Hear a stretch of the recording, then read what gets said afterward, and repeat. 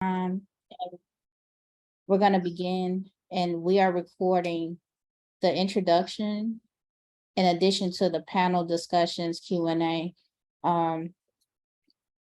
Also, we ask as you watch the movie, like, please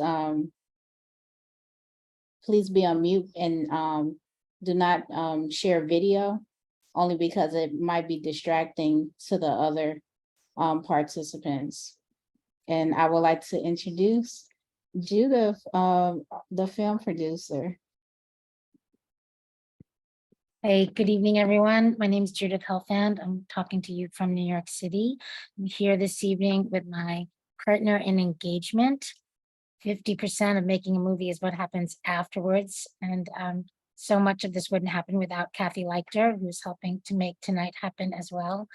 And I want to acknowledge my good friend and producing partner on this film, Fennel Doremus, who is based in Chicago and who worked with me since like 2004 through to the end when we launched it in 2018.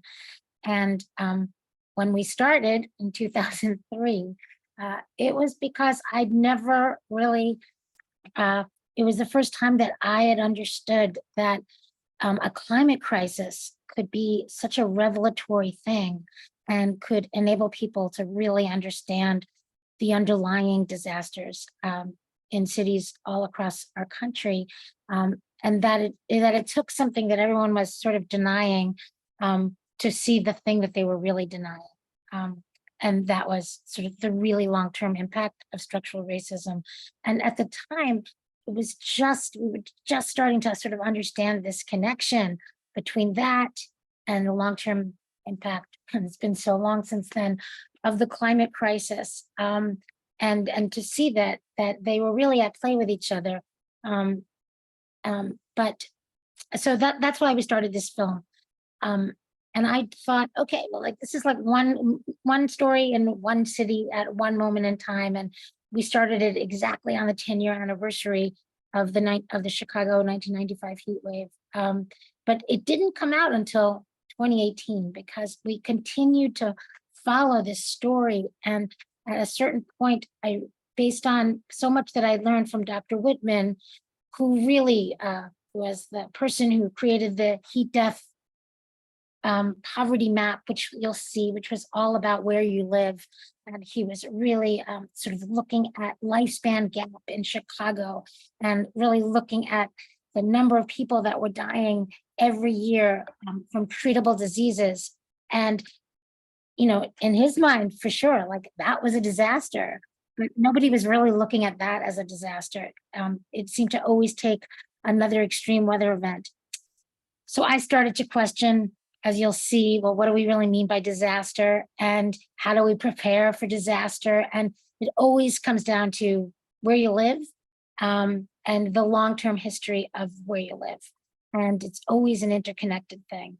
So years later, little did we know that when COVID came, that would really be a bellwether for us to take the lessons that we had learned and to really understand them again and again and again, but this time writ large and huge.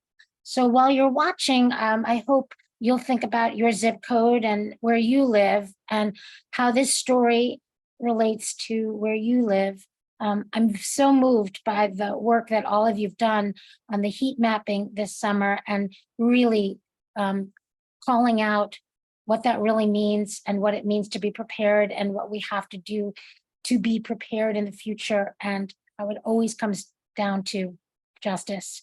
So I want to thank you for all being here this evening. I really look forward to our conversation afterwards, and I'll see you soon. Thank you, Judith.